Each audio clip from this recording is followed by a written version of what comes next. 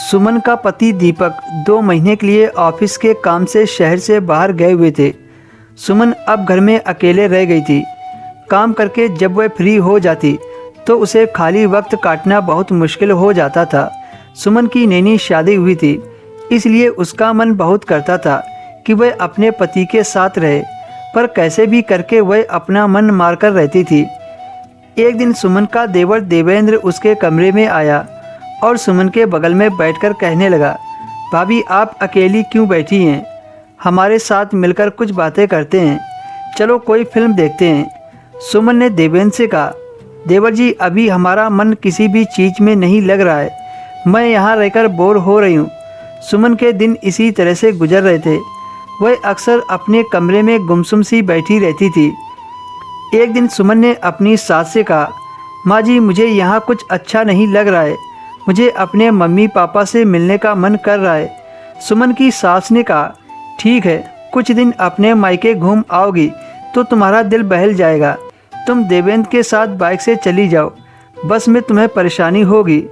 देवेंद्र तुम्हें तुम्हारे मायके छोड़कर वापस आ जाएगा।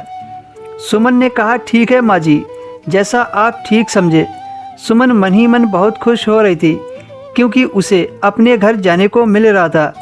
अगले दिन सुमन अपने देवर के साथ निकल पड़ी। देवेंद्र ने सुमन को उसके मायके छोड़ दिया और तुरंत वापस घर के लिए निकल गया। सुमन ने देवेंद्र से रुकने को कहा, लेकिन उसने सुमन की बात नहीं सुनी और गाड़ी स्टार्ट करके चला गया। एक सप्ताह रहने के बाद सुमन को वहाँ भी अच्छा नहीं लग रहा था, तो वह बस पकड़कर फिर से अपने ससुराल पहुँच गई। घर पहुँचकर सुमन ने देवेंद्र से पूछा, घर में सब ठीक तो है ना?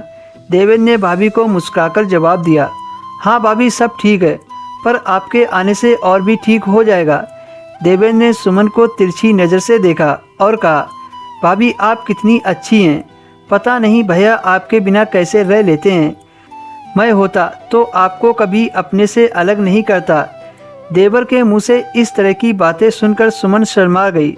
सुमन ने कहा, तुम बातें तो बहुत प्यारी करते हो, क्या सच में मैं तुम्हें इतनी अच्छी लगती हूँ? देवेंद्र धीरे से मुस्कुराया और सुमन के पास आकर बोला, भाभी आप लाल साड़ी में कयामत लगती हो, मेरी तो नज़रें तुम पर से हटती ही नहीं हैं। पर क्या करूँ, आप मेरी भाभी हो, बीवी नहीं। यही सोचकर मुझे अपने आप पर कंट्रोल करना पड़ता है, नहीं तो मेरे से कंट्रोल ना हो।